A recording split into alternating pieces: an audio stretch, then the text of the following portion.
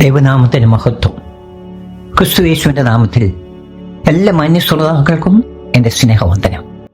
വെളിപ്പാട് പുസ്തകത്തിന്റെ 4 മുതൽ 7 വരെയുള്ള അധ്യായങ്ങൾ ഉൾക്കൊള്ളുന്ന 2ാം ഭാഗമായ കുഞ്ഞാട് മുദ്ര പൊട്ടിക്കുന്നു എന്ന വിഷയം നാം പഠിച്ചുകൊണ്ടിരിക്കുകയാണല്ലോ.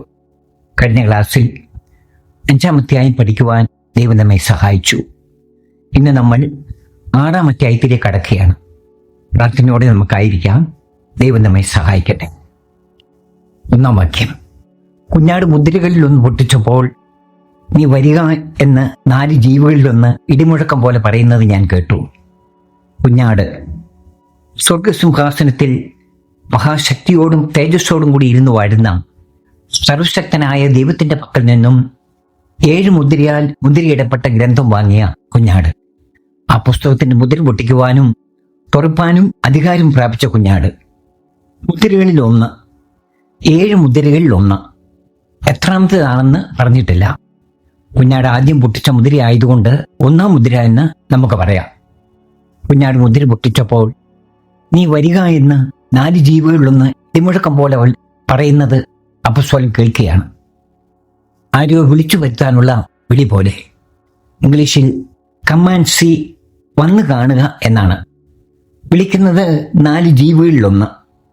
മുദ്രകളുടെ കാര്യം പറഞ്ഞതുപോലെ എത്രാമത്തെ ജീവിയാണ് വിളിക്കുന്നതെന്ന് പറയുന്നില്ല. ഇടിമുഴക്കം പോലെയാണ് അപ്പസ്തലൻ ആ വിളി കേൾക്കുന്നത്.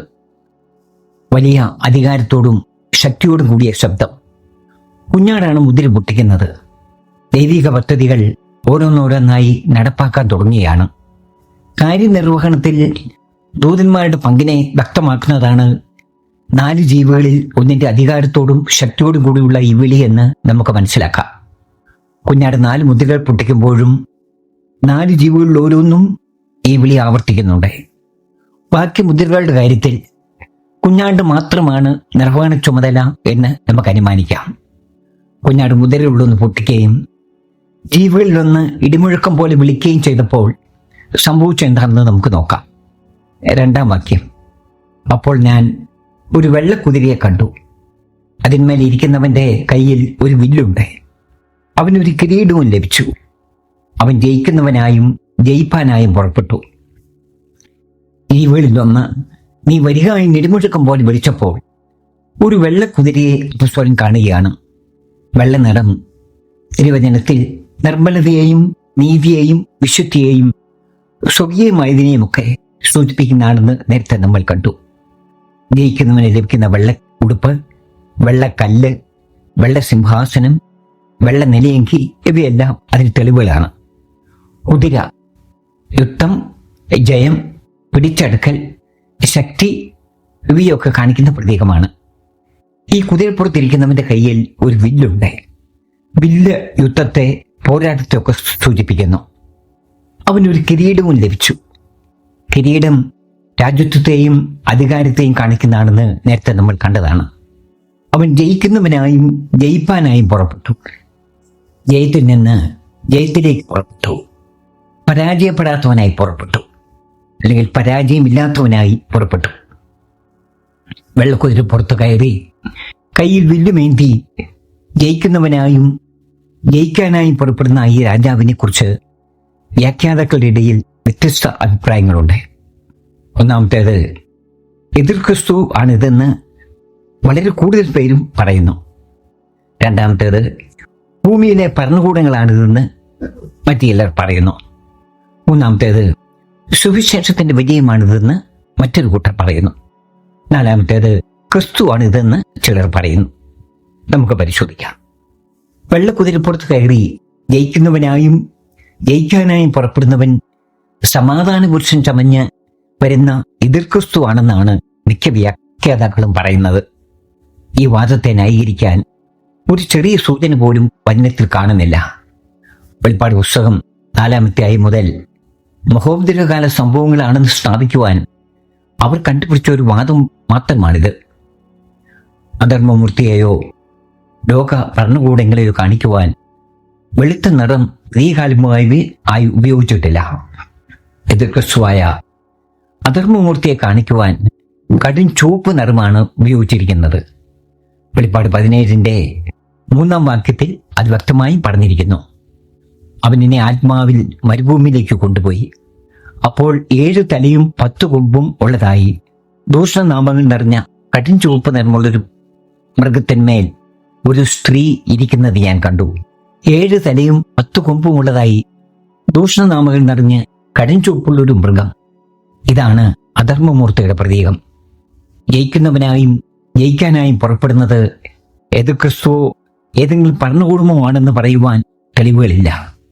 അധർമ്മമൂർത്തിയെക്കുറിച്ച് തിരുവചനം പറയുന്നത് അവൻ അഗാധത്തിൽ നിന്ന് കയറി നാശത്തിലേക്ക് പോകുന്നുവെന്നാണ്. വെളിപ്പാട് 17:8 അത് പറഞ്ഞിരിക്കുന്നു. നീ കണ്ട മൃഗമോ ഉണ്ടായിരുന്നതും ഇപ്പോൾ ഇല്ലാത്തതും ഇനി അഗാധത്തിൽ നിന്ന് കയറി നാശത്തിലേക്ക് പോകുവാൻ ഇരിക്കുന്നതുമാകുന്നു.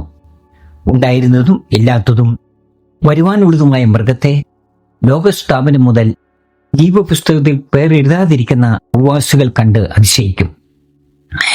അഗാധത്തിൽ നിന്ന് കയറി നാശത്തിലേക്ക് പോകുവാൻ ഇരിക്കുന്ന മൃഗം. ഭരണകൂടങ്ങൾ ഒരിക്കലും നിത്യാധിപത്യമുള്ളവയല്ല. ചരിത്രത്തിൽ അങ്ങനെ ഒരു രാജ്യം പോലും ഉണ്ടായിട്ടില്ല. ഇനി കുഞ്ഞാട് മുദ്ര പൊട്ടിക്കുന്ന സന്ദർഭം എന്തെന്ന് സൂചിപ്പിക്കുന്നു എന്ന് നമുക്ക് നോക്കാം. അതിന് മുന്നോടിയായി ഒരു പ്രവചന വാക്യം നമുക്ക് വായിക്കാം. ദാനിയേൽ 7-ാം അധ്യായം 13-14 വാക്യങ്ങൾ. രാത്രി ദർശനങ്ങളിൽ മനുഷ്യപുത്രനോട് സദൃശനായ ഒരുത്തൻ ആകാശമേഘങ്ങളോടെ വരുന്നത് കണ്ടു. അവൻ വയോധികന്റെ അടുക്കൽ ചെന്നു. അവർ അവനെ അവന്റെ മുമ്പിൽ അടുത്തു വരുമാറാക്കി. സകല വംശങ്ങളും ജാതികളും ഭാഷക്കാരും അവനെ സേവിക്കേണ്ടതിന് അവന് ആധിപത്യവും മഹത്വവും രാജ്യത്വവും ലഭിച്ചു. അവന്റെ ആധിപത്യം നീങ്ങിപ്പോകാത്ത നിത്യാധിപത്യവും അവന്റെ രാജ്യത്വം നശിച്ചു പോകാത്തതുമാകുന്നു. നമ്മുടെ കർത്താവായ യേശു ക്രിസ്തു ലോകത്തെയും മരണത്തെയും ജയിച്ച് സ്വർഗത്തിൽ പിതാവായ ദൈവത്തിന്റെ അടുക്കൽ ചെന്ന സന്ദർഭമാണ് ദാനിയേൽ പ്രവാചകൻ തന്റെ നിശാദർശനങ്ങളിൽ കണ്ടതെന്ന് നേരത്തെ നമ്മൾ മനസ്സിലാക്കിയിട്ടുള്ളതാണ്. അപ്പോൾ സകല വംശങ്ങളും ജാതികളും ഭാഷക്കാരും അവനെ സേവിക്കേണ്ടതിന് ആധിപത്യവും മഹത്വവും രാജ്യത്വവും പിതാവിന് നൽകുന്നതായാണ് പ്രവാചകൻ ദർശിക്കുന്നത്. 5-ാം അധ്യായത്തിൽ ഈ ദർശനം നിറവേറിയതിന് പ്രകാരം പിതാവിൽ നിന്നും അധികാരവും ശക്തിയും മഹത്വവും ആധിപത്യവും പ്രാപിച്ച ക്രിസ്തുവിനെയാണ് നാം കാണുന്നത്. നേരത്തെ നമ്മൾ ചർച്ച ചെയ്ത മറ്റൊരു പ്രവചനവാക്യം കൂടി ഇവിടെ നമുക്ക് നോക്കാം. സഖറിയ പ്രവചനം 6:12-13. ഈ സൈനികളുടെ യഹോവ ഇപ്രകാരം അരുളി ചെയ്യുന്നു. മുള എന്നു പേരുള്ള ഒരു പുരുഷനുണ്ടല്ലോ, അവൻ തന്റെ നിലയിൽ നിന്ന് മുളച്ചു വന്ന് യഹോവയുടെ മന്ദിരം പണിയും. അവൻ തന്നെ യഹോവയുടെ മന്ദിരം പണിയും. അവൻ ബഹുമാനഭൂഷണം ധരിച്ച് സിംഹാസനത്തിൽ ഇരുന്നു വാഴും. അവൻ സിംഹാസനത്തിൽ പുരോഹിതനുമായിരിക്കും. ഇരുവർക്കും തമ്മിൽ സമാധാന മന്ത്രണമുണ്ടാകും. രാജാവും മഹാപുരോഹിതനുമായി പിതാവിന്റെ വലതുഭാഗത്തിരുന്ന് വാഴുവാൻ ആരംഭിച്ചിരിക്കുകയാണ് ക്രിസ്തു. 1 കൊരിന്ത്യർ 15:25 നമ്മളിങ്ങനെ വായിക്കുന്നുണ്ടല്ലോ, അവൻ സകല ശത്രുക്കളെയും കാൽക്കീഴാക്കുവോളും വാഴേണ്ടതാകുന്നു എന്ന്. ഇങ്ങനെ സകല ശത്രുക്കളെയും കാൽക്കീഴാക്കി മനുഷ്യവർഗത്തെ വീണ്ടെടുക്കുന്ന ദൈവിക പദ്ധതി ഭൂമിയിൽ എല്ലായിടത്തും നടപ്പാക്കുവാൻ ജയാളിയായി പുറപ്പെടുന്ന ക്രിസ്തുവിനെയാണ് വെള്ളക്കുതിരപ്പുറത്ത് ഇരിക്കുന്നവൻ കാണിക്കുന്നത്. ഇവിടെ ഒരു ചോദ്യം വരാം. അങ്ങനെയെങ്കിൽ ഭൂമിയിൽ എല്ലായിടത്തും അവന്റെ പ്രവർത്തനം കാണണ്ടേ? കാണണം. ഒരു വാക്യം വായിക്കാം. മർക്കോസിന്റെ സുവിശേഷം 16-ാം അധ്യായം 19-20 വാക്യങ്ങൾ. ഇങ്ങനെ കർത്താവായ യേശു അവരോട് അരുളി ചെയ്ത ശേഷം സ്വർഗത്തിലേക്ക് എടുക്കപ്പെട്ടു, ദൈവത്തിന്റെ വലതുഭാഗത്തിരുന്നു. അവർ പുറപ്പെട്ട് എല്ലായിടത്തും പ്രസംഗിച്ചു. കർത്താവ് അവരോടുകൂടി പ്രവർത്തിച്ചും അവരാൽ നടന്ന അടയാളങ്ങളാൽ വചനത്തെ ഉറപ്പിച്ചും പോന്നു. തൻ്റെ രക്ഷാപദ്ധതിക്ക് പൂർത്തീകരണം വരുത്തുവാൻ തൻ്റെ ശിഷ്യന്മാരുടെ കൂടെ ഇരുന്ന് ആത്മാവിൽ പ്രവർത്തിക്കുകയാണ് അവനിപ്പോൾ. സാത്താന്റെ അധീനതയിൽ നിന്നും അനേകരെ തൻ്റെ വചനത്താൽ വിടിവിച്ച് സഭയോട് ചേർത്തുകൊണ്ടിരിക്കുകയാണ്. അങ്ങനെ ശത്രുവിനെ ജയിച്ച് മുന്നേറുകയാണ്. ജയത്തിൽ നിന്നും ജയത്തിലേക്ക് മുന്നേറുകയാണ്. ഇത് സഭാ കാലയളവിൽ നടക്കുന്ന കാര്യമാണ്. ഈ ജൈത്തര യാത്ര തുടങ്ങുന്നതിന് മുമ്പുള്ള രംഗമാണ് 5-ാം അധ്യായത്തിൽ നാം കണ്ടത്. അതുകൊണ്ട് ഇവിടെ 6-ാം അധ്യായം 2-ാം വാക്യത്തിൽ വെള്ളക്കുതിരപ്പുറത്ത് കയറി ജയിക്കുന്നവനായി ജയിക്കാനായി പുറപ്പെടുന്നവൻ ക്രിസ്തു തന്നെയാണെന്ന് സംശയലേശമിനെ നമുക്ക് പറയാം. ഈ മുന്നേറ്റത്തിന്റെ വ്യക്തമായ ചിത്രം സങ്കീർത്തനം 45 3 മുതൽ 5 വരെ വാക്യങ്ങൾ നമുക്ക് കാണാം. ഞാനത് വായിക്കാം. വീരനായുള്ളവയെ, നിന്റെ വാൾ അരക്കി കെട്ടുക, നിന്റെ തേജസ്സും നിന്റെ മഹത്വവും തന്നെ. സത്യവും സൗമ്യതയും നീതിയും പാലിക്കേണ്ടതിന് നീ മഹിമയോടെ കൃതാർത്ഥനായി വാഹനമേറി എഴുന്നള്ളുക. നിന്റെ വലങ്കൈ ഭയങ്കര കാര്യങ്ങളെ നിനക്ക് ഉപദേശിച്ചു തരുമാറാകട്ടെ. നിന്റെ അസ്ത്രങ്ങൾ മൂർച്ച ഉള്ളവയാകുന്നു. ജാതികൾ നിന്റെ കീഴിൽ വീഴുന്നു. രാജാവിന്റെ ശത്രുക്കളുടെ നെഞ്ചത്ത് അവ തറയ്ക്കുന്നു. വില്ലാളി വീരനായ കർത്താവ് ജാതികളെ കീഴടക്കേണ്ടതിന്, തന്റെ ശത്രുക്കളുടെ നെഞ്ച് തകർക്കേണ്ടതിന് മഹിമയോടെ വാഹനമേറി എഴുന്നള്ളുന്ന ഈ കാഴ്ച എത്ര മനോഹരമായിരിക്കുന്നു. വെള്ളക്കുതിരപ്പുറത്ത് കയറി കയ്യിൽ വെല്ലുമേന്തി ജയിക്കാനായും പുറപ്പെട്ടിരിക്കുന്ന നമ്മുടെ കർത്താവിന്റെ ഈ ചിത്രവുമായി എത്രമാത്രം ഒത്തിരിക്കുന്നു എന്ന് നോക്കുക. കർത്താവ് തന്റെ ശിഷ്യന്മാരുടെ കൂടെ ഇരുന്ന് പ്രവർത്തിക്കുമ്പോൾ തന്നെ ന്യായവിധിയിലൂടെയും തന്റെ പദ്ധതി നടപ്പാക്കുന്നുവെന്ന് ഈ തിരുവചന ഭാഗത്തൊന്നും നമുക്ക് മനസ്സിലാക്കാം. ഇവിടെ ചിലർ ഉയർത്തുന്ന ഒരു എതിർവാദമുണ്ട്. ക്രിസ്തുവിന് ഒരേ സമയം സ്വർഗത്തിലിരുന്ന് മുദ്രകൾ പൊട്ടിക്കുവാനും 1-ാം മുദ്രയോടുള്ള ബന്ധത്തിൽ ഭൂമിയിലായിരിക്കുവാനും സാധിക്കില്ല എന്നുള്ളത്. ദൈവത്തെ മനുഷ്യന്റെ തുലാസിൽ തൂക്കാമെന്ന് കരുതുന്നവരാണ് ഈ വാദം ഉന്നയിക്കുന്നത്. നിങ്ങൾ തിരുവെഴുത്തുകളെയും ദൈവത്തിന്റെ ശക്തിയെയും അറിയായികൊണ്ട് തെറ്റിപ്പോകുന്നു എന്ന കർത്താവിന്റെ വാക്കുകളാണ് അവർക്കുള്ള മറുപടി. ഇവർക്ക് കൊടുക്കാനുള്ള ചില വചനങ്ങൾ കൂടി ഞാൻ വായിക്കാം. നേരത്തെ നമ്മൾ വായിച്ചതാണെങ്കിൽ ഒന്നുകൂടി വായിക്കുന്നു. മർക്കോസിന് സുവിശേഷം 16-ാം അധ്യായം 19-20 വാക്യങ്ങൾ. ഇങ്ങനെ കർത്താവായ യേശു അവരോട് അരുളി ചെയ്ത ശേഷം സ്വർഗത്തിലേക്ക് എടുക്കപ്പെട്ടു, ദൈവത്തിന്റെ വലതുഭാഗത്തിരുന്നു. അവർ പുറപ്പെട്ട് എല്ലായിടത്തും പ്രസംഗിച്ചു. കർത്താവ് അവരോടുകൂടി പ്രവർത്തിച്ചും അവരാൽ നടന്ന അടയാളങ്ങളാൽ വചനത്തെ ഉറപ്പിച്ചും പോന്നു. ദൈവത്തിന്റെ വലതുഭാഗത്തിരിക്കുന്ന കർത്താവ് എങ്ങനെയാണ് ശിഷ്യന്മാരുടെ കൂടെ ഇരുന്ന് പ്രവർത്തിക്കുന്നത്? ഒരു വാക്യം കൂടി ഞാൻ വായിക്കാം. മത്തായിയുടെ സുവിശേഷം 18-ാം അധ്യായം 20-ാം വാക്യം. 2-3 പേർ എന്റെ നാമത്തിൽ കൂടി വരുന്നിടത്തൊക്കെയും ഞാൻ അവരുടെ നടുവിലുണ്ട് എന്ന് ഞാൻ നിങ്ങളോട് പറയുന്നു. 2 പേരിൽ കൂടുതലുള്ള ലക്ഷക്കണക്കിന് പ്രാദേശിക സഭകൾ ഒരേ സമയത്ത് കൂടി വരാറുണ്ടല്ലോ. ഇവിടെയെല്ലാം കർത്താവ് എങ്ങനെയാണ് എത്തുന്നത്?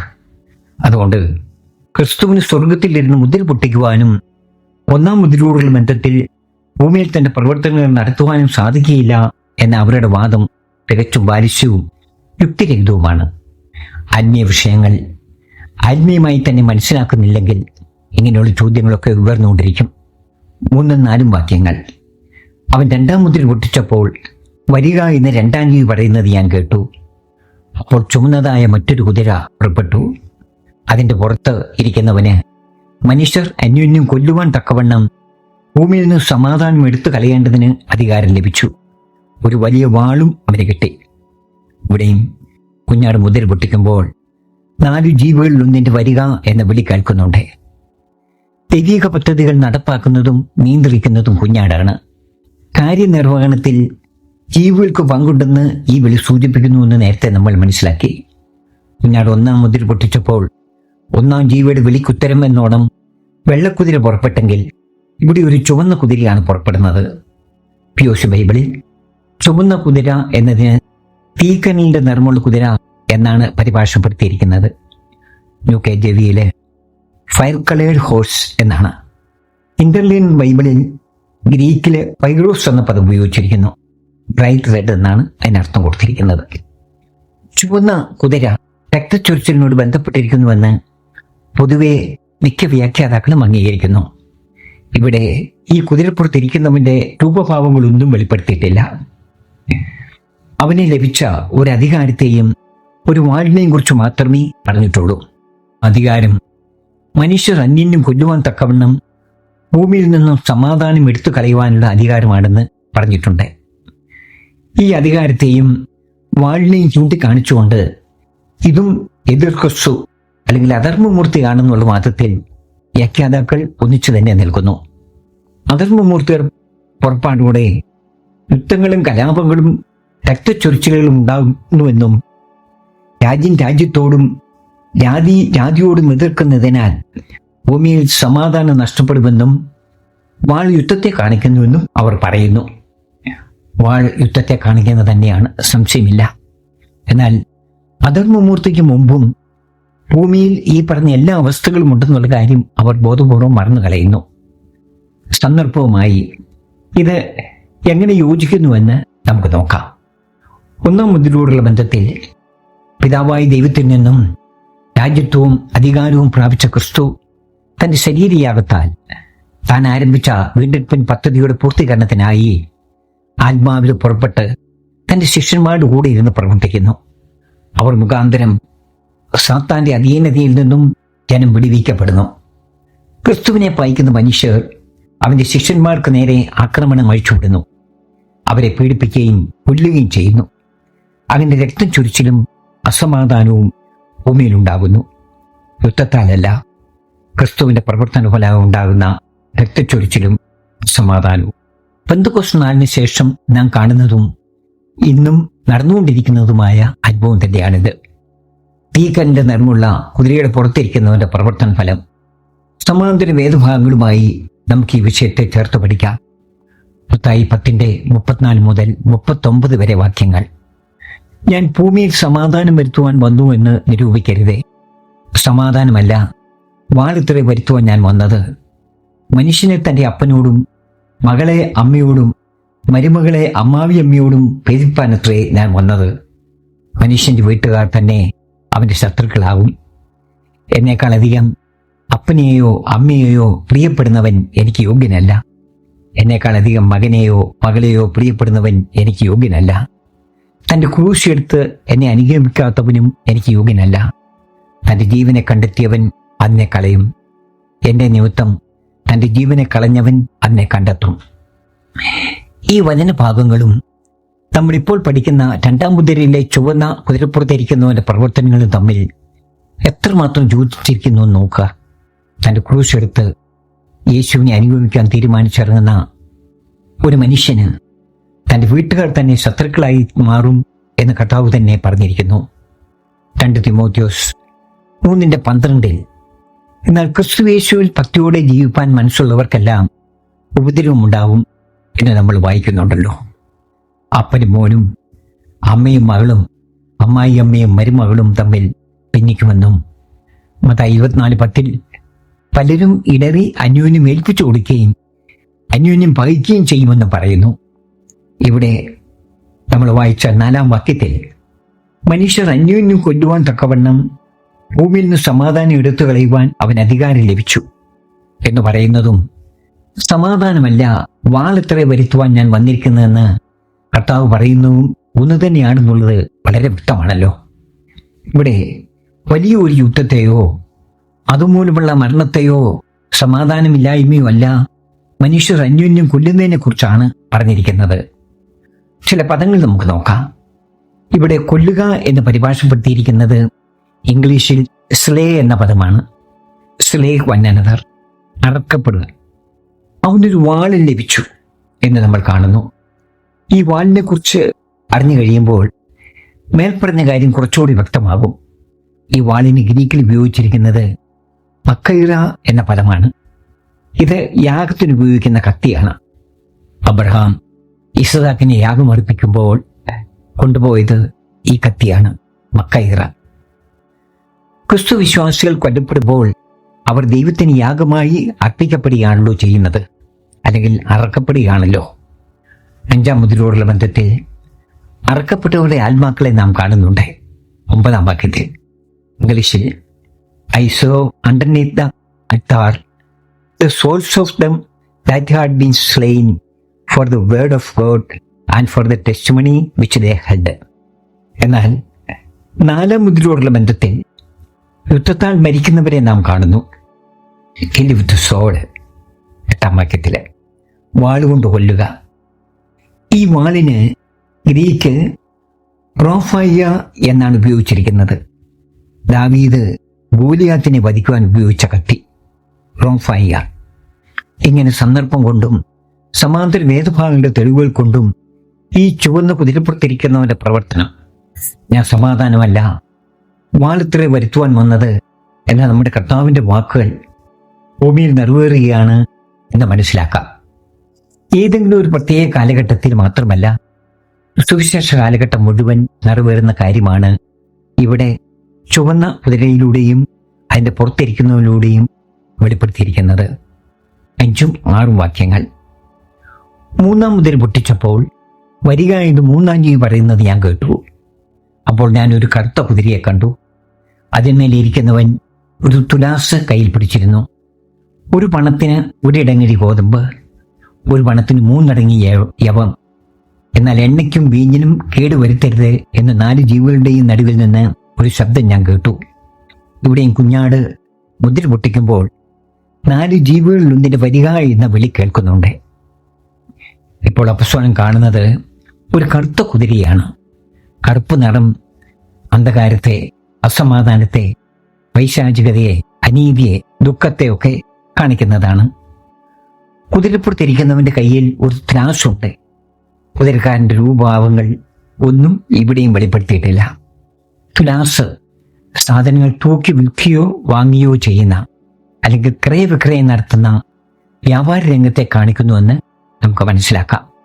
ഒരു പണത്തിന് 1 ഇടങ്ങഴി ഗോതമ്പ്, ഒരു പണത്തിന് 3 ഇടങ്ങഴി യവം, എണ്ണയ്ക്കും വീഞ്ഞിനും കേടുവരുത്തരുത്. 4 ജീവികളുടെ ഇടയിൽ നിന്നും കേട്ട ഒരു പ്രസ്താവനയാണിത്. 1 ഇടങ്ങഴി ഗോതമ്പിന് 1 പണം, 3 ഇടങ്ങഴി യവത്തിന് 1 പണം, എണ്ണയ്ക്കും വീഞ്ഞിനും മാറ്റം വരുത്തേണ്ട. എന്താണിത്? 1 ഇടങ്ങഴി ഗോതമ്പ് കിട്ടണമെങ്കിൽ 1 പണം കൊടുക്കണം. 1 ഇടങ്ങഴി, ഗ്രീക്കിൽ ഇതിന് കൊയിനിക്സ് എന്ന പദമാണ് ഉപയോഗിച്ചിരിക്കുന്നത്. നമ്മുടെ കണക്കനുസരിച്ച് ഏതാണ്ട് 1 ലിറ്റർ കൊള്ളാവുന്ന ഒരു അളവ് പാത്രമാണിത്. 1 പണം. അന്നത്തെ ഒരു പുരുഷന്റെ ഒരു ദിവസത്തെ അധ്വാനഫലമാണ് ഈ 1 വെള്ളിക്കാശ്. ഇംഗ്ലീഷിൽ ഷില്ലിംഗ് എന്നോ പിന്നി എന്നൊക്കെ എഴുതിയിരിക്കുന്നു. മത്തായിയുടെ സുവിശേഷം 20-ാം അധ്യായം 1 മുതൽ വിവരിച്ചിരിക്കുന്ന മുന്തിരിത്തോട്ടത്തിൽ വേലക്കാരെ അയച്ച ഉപമയിൽ ഇത് കാണാം. വേലക്കാരോട് അവൻ ദിവസത്തേക്ക് ഓരോ വെള്ളിക്കാശ് പറഞ്ഞിട്ടിട്ട് അവരെ മുന്തിരിത്തോട്ടത്തിൽ അയച്ചു. 13-ാം വാക്യം. അവരിലൊരുത്തനോട് അവൻ ഉത്തരം പറഞ്ഞത്, സ്നേഹിത, ഞാൻ നിന്നോട് അന്യായം ചെയ്യുന്നില്ല. നീ എന്നോട് 1 പണം പറഞ്ഞൊത്തില്ലയോ? ഇവിടെ ഒരാളുടെ ഒരു ദിവസത്തെ കൂലിക്ക് 1 വെള്ളിക്കാശെന്നും 1 പണമെന്നും പറഞ്ഞിരിക്കുന്നു. ഒരു മനുഷ്യന്റെ ഒരു ദിവസത്തെ വേതനം കൊണ്ട് അവനും അവന്റെ കുടുംബത്തിനും നല്ല ഭക്ഷണം കഴിച്ച് ജീവിക്കാൻ കഴിയാത്ത അവസ്ഥ. ജീവിക്കണമെങ്കിൽ, കുടുംബത്തെ ജീവിപ്പിക്കണമെങ്കിൽ വില കുറഞ്ഞ ഭക്ഷണം വാങ്ങണം. യവമാണെങ്കിൽ 1 പണത്തിന് 3 അടങ്ങഴി കിട്ടും. ഗോതമ്പിനേക്കാൾ വളരെ ഗുണവും രുചിയും കുറഞ്ഞതും പരിക്കനുമാണ് യവം. എണ്ണയ്ക്കും വീഞ്ഞിനും കേടുവരുത്തരുത്. അത് നിലവിൽ എങ്ങനെയാണോ അങ്ങനെ തന്നെ തുടർന്ന് മതിയെന്ന്. വിലയിലോ അളവ് തൂക്കങ്ങളിലോ ഒന്നും വ്യത്യാസം വരുത്തരുതെന്ന്. എണ്ണയും വീഞ്ഞും അവശ്യ വസ്തുക്കളല്ല, സുഖഭോഗ വസ്തുക്കളാണ്. വെളിപ്പാട് പുസ്തകം 18-ന്റെ 13-ാം വാക്യത്തിൽ ആഡംബര വസ്തുക്കളുടെ ലിസ്റ്റിൽ ഇതും പെടുത്തിയിരിക്കുന്നത് നമുക്ക് കാണാം. വെളിപ്പാട് 18-ന്റെ 13. ലവംഗം, ഏലം, ധൂപവർഗം, മൂറ്, മുന്തിരിക്കം, വീഞ്ഞ്, എണ്ണ, നേരിയ മാവ്, ഗോതമ്പ്, കന്നുകാലി, ആട്, കുതിര, രഥം, മനുഷ്യദേഹം, മനുഷ്യപ്രാണൻ എന്നീ ചരക്ക് ഇനി ആരും വാങ്ങായികയാൽ അവളെ ചൊല്ലി കരഞ്ഞു ദുഃഖിക്കുന്നു. പണമുള്ളവന് അവ യഥേഷ്ടം ലഭിക്കും. കറുത്ത കുതിരപ്പുറത്തിരിക്കുന്നവന്റെ പ്രവർത്തന ഫലമായി ലോകത്തിൽ സംഭവിക്കുന്ന ഈ അവസ്ഥ ക്ഷാമത്തെ കാണിക്കുന്നുവെന്നാണ് വ്യാഖ്യാതാക്കൾ പൊതുവെ പറയുന്നത്. 4-ാം മുദ്രയോടുള്ള ബന്ധത്തിൽ ജനം ക്ഷാമത്താൽ മരിക്കുന്നതിനെ കുറിച്ച് പറഞ്ഞിരിക്കുന്നു. 3-ാം മുദ്രയിലും 4-ാം മുദ്രയിലും ക്ഷാമത്തെക്കുറിച്ച് ആവർത്തിച്ചു പറഞ്ഞിരിക്കുകയാണെന്നാണ് അവരുടെ നിരീക്ഷണം. ഒരാളുടെ ഒരു ദിവസത്തെ വേതനം കൊണ്ട് അന്നേക്കുള്ള ഭക്ഷണം വാങ്ങാൻ തികയില്ലെന്ന് പറഞ്ഞാൽ ക്ഷാമമാണെന്നാണോ മനസ്സിലാക്കേണ്ടത്? പിന്നെ എന്താണിത്? അവശ്യ വസ്തുക്കളുടെ വിലക്കയറ്റവും അതുമൂലമുണ്ടാകുന്ന സാമ്പത്തിക പ്രതിസന്ധിയും നിമിത്തം സാധാരണ ജനങ്ങൾ അനുഭവിക്കുന്ന കഷ്ടവും ഞെരുക്കവുമാണ് ഇവിടെ വിവരിച്ചിരിക്കുന്നത്. 2-ാം മുദ്രയോടുള്ള ബന്ധത്തിൽ പറഞ്ഞതുപോലെ ഇത് ഏതെങ്കിലും ഒരു പ്രത്യേക കാലഘട്ടത്തിൽ നടക്കുന്ന സംഭവമല്ല. കർത്താവിന്റെ 2-ാം വരവ് വരെയുള്ള കാലഘട്ടത്തിൽ വ്യാപാര രംഗത്ത് അവശ്യ സാധനങ്ങളുടെ വിലക്കയറ്റം മൂലം ഭൂമിയിൽ മനുഷ്യർ അനുഭവിക്കേണ്ടി വരുന്ന എല്ലാ ബുദ്ധിമുട്ടുകളും ഇതിൽ ഉൾപ്പെടും. സമയപരിധി മൂലം നമ്മുടെ ഇന്നത്തെ പഠനം ഇവിടെ അവസാനിപ്പിക്കുകയാണ്. വെളിപ്പാട് പുസ്തകത്തിന്റെ ഈ പഠനം നിങ്ങൾക്കെല്ലാവർക്കും പരിജ്ഞാന വർധനവിന് കാരണമായി തീരട്ടെ എന്ന് ഞാൻ പ്രാർത്ഥിക്കുന്നു. എന്നെ ശ്രമിച്ച എല്ലാവർക്കും ജയിക്കുന്നവനായും ജയിക്കാനായും പുറപ്പെട്ടിരിക്കുന്ന കർത്താവായ യേശുക്രിസ്തുവിന്റെ നാമത്തിൽ എൻ്റെ നന്ദിയും സ്നേഹവും അറിയിക്കുന്നു. Praise the Lord.